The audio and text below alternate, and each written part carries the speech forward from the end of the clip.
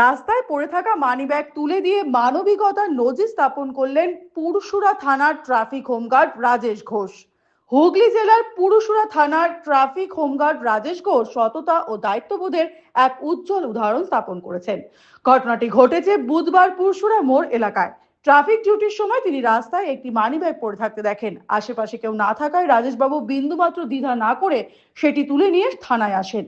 পরীক্ষা করে দেখা যায় মানিব্যাগের ভেতর নগদ ৩,৯০০ টাকা, ATM card, PAN card, voter ID, Aadhaar card এবং আরো কিছু গুরুত্বপূর্ণ সরকারি নথি রয়েছে।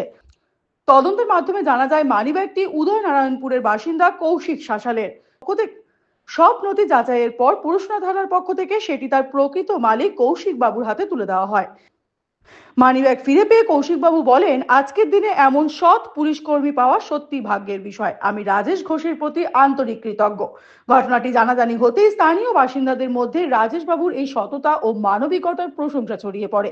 হুগলি গ্রামীণ পুলিশের পক্ষ থেকেও রাজেশ ঘোষের কর্মনিষ্ঠা ও সততাকে বিশেষভাবে স্বীকৃতি দেওয়া হয়েছে।